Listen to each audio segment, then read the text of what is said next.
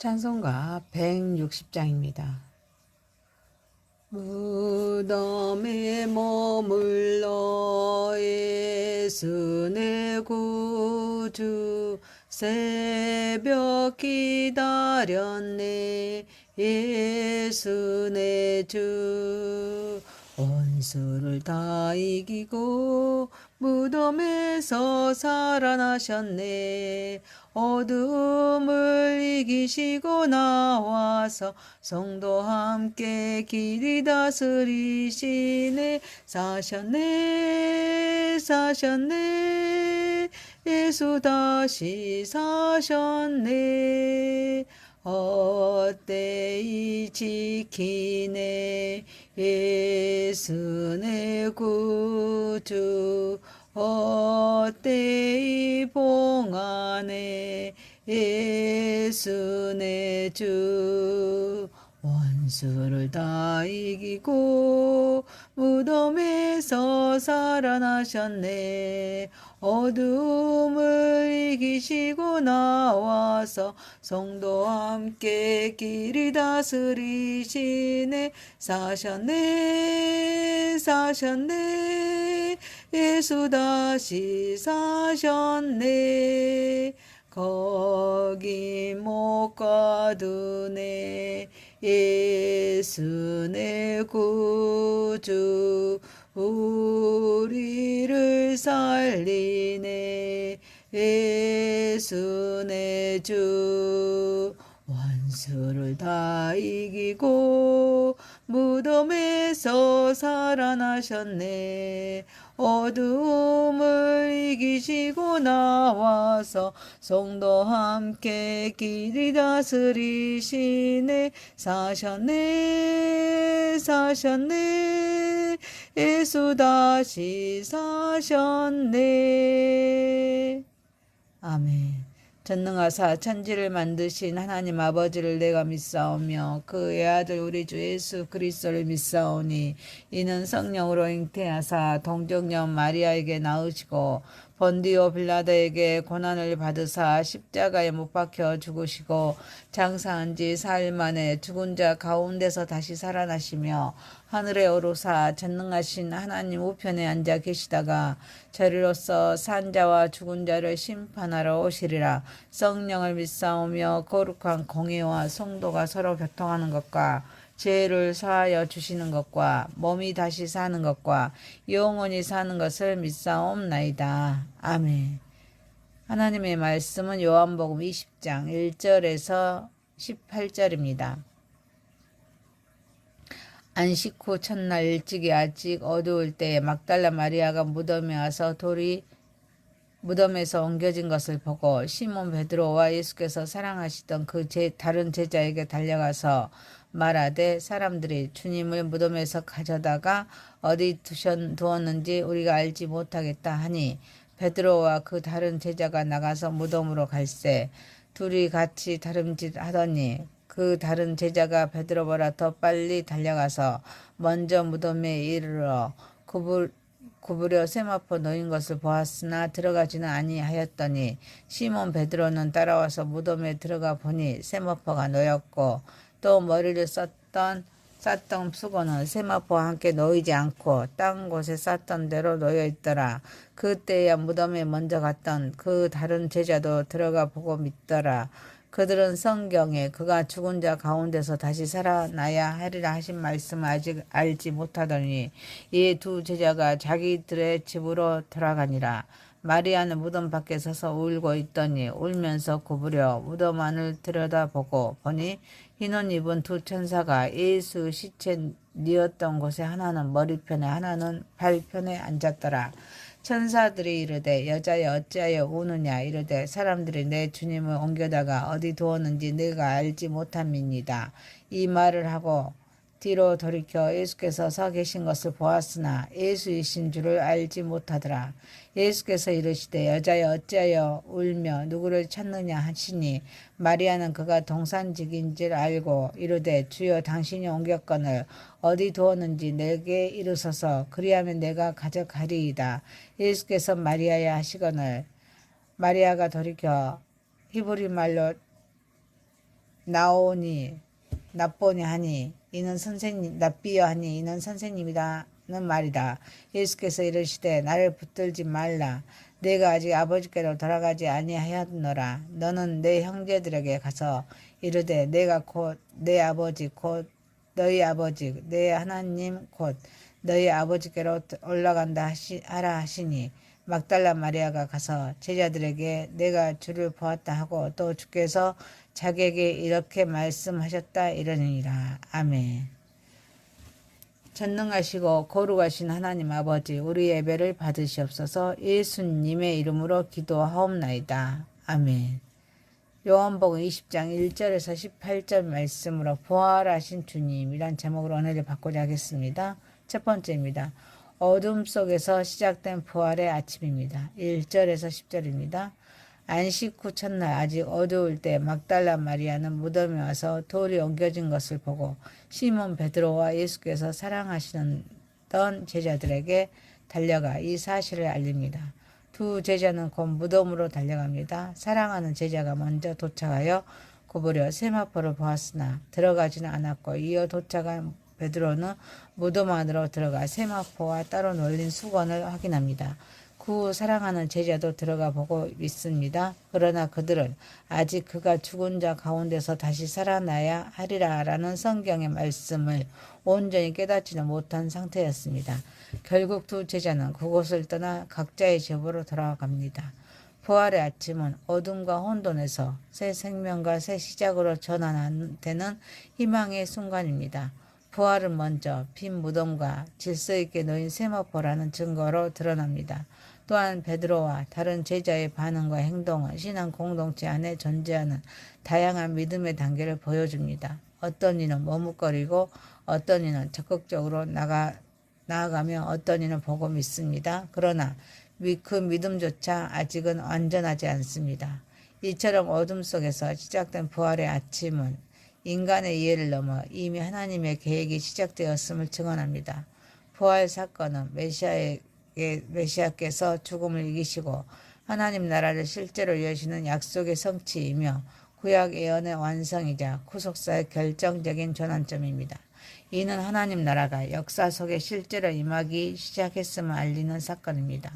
동시에 부활은 예수님의 신성과 인성이 완전하게 드러난 사건이며 믿는 자의 정체성이 죽음에서 생명으로 옮겨진 존재임을 선언합니다. 우리의 목적 또한 하나님과 온전한 관계 회복과 영원한 생명에 참여하는 데 있음을 분명히 보여주고 있습니다. 어둠 속에서 시작된 부활의 아침은 오늘 우리의 삶 속에서도 계속되고 있습니다. 우리가 어떤 어둠 가운데 있다고 할지라도 그 어둠은 부활의 빛을 결코 막을 수 없습니다. 예수님께서 아직 어두울 때 부활하셨기 때문입니다. 사랑하는 성도 여러분, 그러므로 우리는 이렇게 살아가야 합니다. 어둠 속에서도 멈추지 말고 움직여야 합니다. 이해되지 않아도 주님을 향해 나아가야 합니다. 불완전한 믿음을 부끄러워하지 말고 받아들여야 합니다. 그리고 말씀과 함께 그 믿음을 온전히 세워가야 합니다. 경험과 말씀이 함께 할 때 우리의 믿음은 성숙해집니다. 하나님은 우리가 다 이해하기 전에 이미 일하고 계십니다. 우리는 이해되지 않는 상황 속에서도 달려가고 보고 믿으며 마침내 깨닫는 자리로 나아가므로 이 모든 것들을 하나님께 영광 올려드리는 저와 여러분이 되시기를 소망합니다.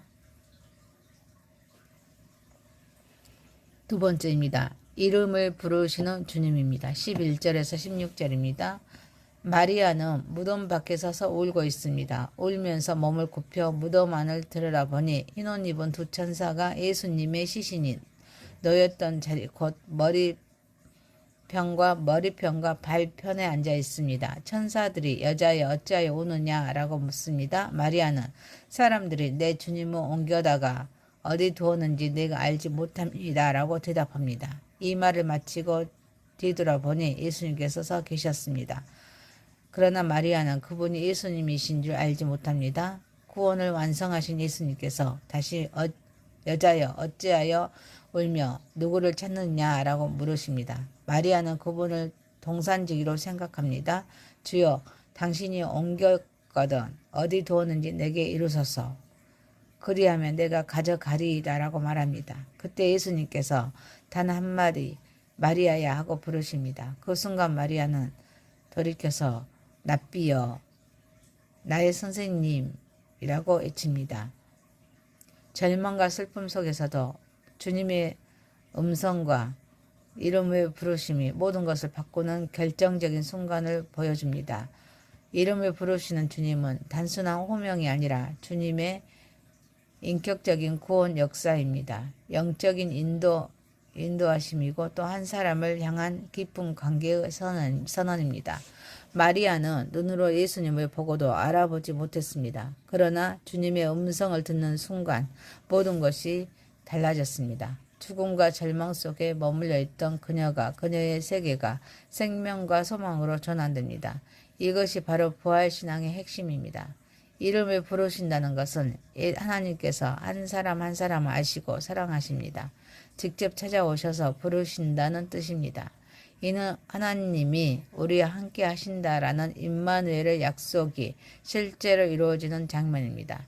주님은 마리아의 이름을 부르심으로써 그녀의 전 존재를 깨우셨습니다. 그녀는 더 이상 슬픔에 갇힌 사람이 아니라 주님을 만난 사람이 되었습니다. 우리가 찾아야 할 것은 기적의 흔적이 아닙니다. 나를 부르시는 주님의 음성입니다. 오늘도 주님은 우리에게 동일하게 물으십니다. 어찌하여 울며 누구를 찾느냐? 현대인은 많은 사람 속에 있지만 오히려 더 깊은 애로움과 소외를 경험합니다. 그러나 부활하신 주님은 우리를 군중 속의 하나가 아니라 단 한 사람의 인격으로 대하십니다. 그리고 우리의 이름을 부르십니다. 사랑하는 성도 여러분, 그러므로 우리는 문제에 집중하며 울기보다 지금도 내 곁에 서 계시며 나를 바라보고 계시는 주님의 임재를 의식해야 합니다. 기도는 단지 우리의 요구를 나열하는 시간이 아니라 조용히 주님의 음성을 듣고 나를 부르시는 그 이름에 응답하는 시간이므로 이 모든 것들을 하나님께 영광 올려드리는 저와 여러분이 되시기를 소망합니다. 세 번째입니다. 붙들지 말고 전하라. 17절에서 18절입니다. 부활하신 예수님께서는 막달라 마리아에게 나를 붙들지 말라고 말씀하십니다.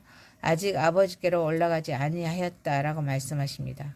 그리고 제자들에게 가서 내 아버지 곧 너희 아버지 곧 내 아버지 곧 너희 하나님께로 올라간다라는 소식을 전하라고 명령하십니다. 마리아가 예수님을 붙든 것은 깊은 사랑에서 비롯된 행동이었습니다. 그러나 그 사랑은 동시에 예수님을 자신의 곁에 머물게 하려는 소유적인 사랑의 모습이기도 했습니다. 예수님은 그 사랑 자체를 거부하신 것이 아닙니다. 그 방향을 새롭게 바꾸어 주십니다. 나를 붙들지 말고 가서 전하라. 부활의 기쁨은 붙잡아 주는 것이 아닙니다. 흘러보내는 것입니다. 신앙의 성숙은 주님을 내 곁에 붙들어 두려는 집착에서 주님의 뜻을 따라 세상으로 나아가는 파송으로 전환되는 데 있습니다. 부활 이후의 만남은 개인적인 감동으로 끝나지 않습니다. 반드시 공동체를 향한 증언으로 이어져야 합니다.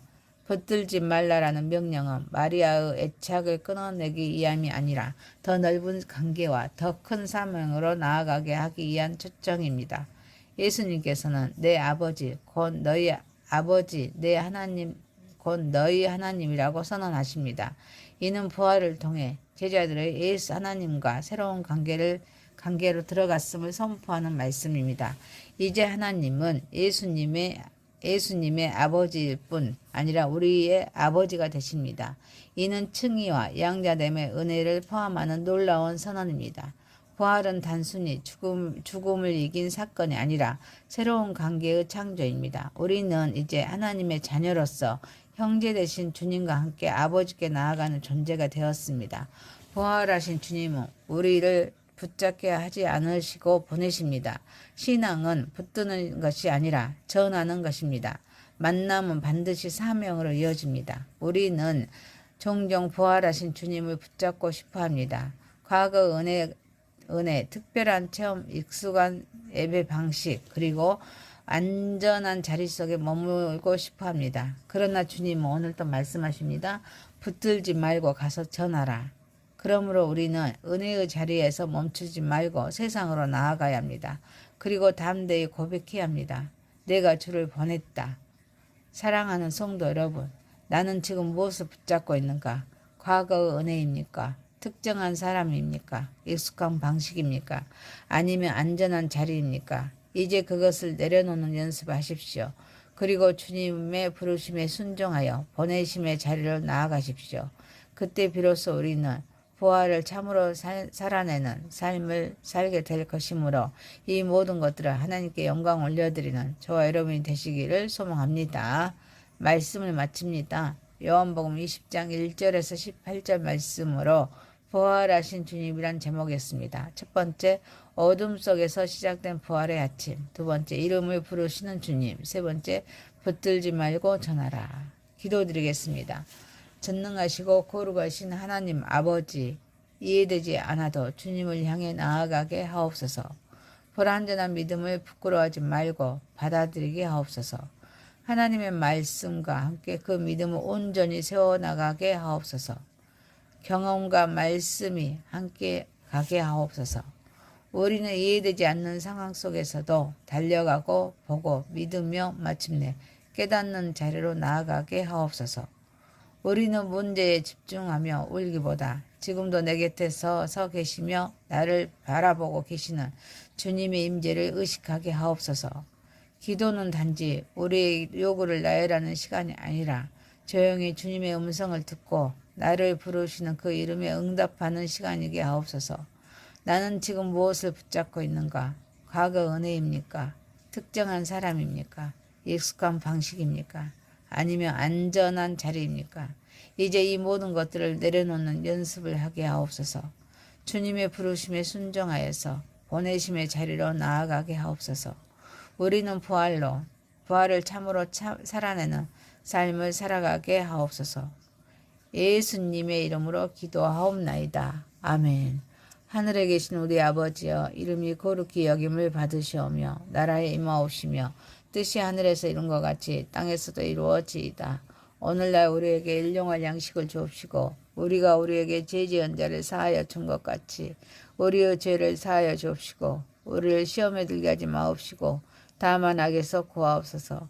대개 나라와 권세와 영광이 아버지께 영원히 싸움나이다. 아멘.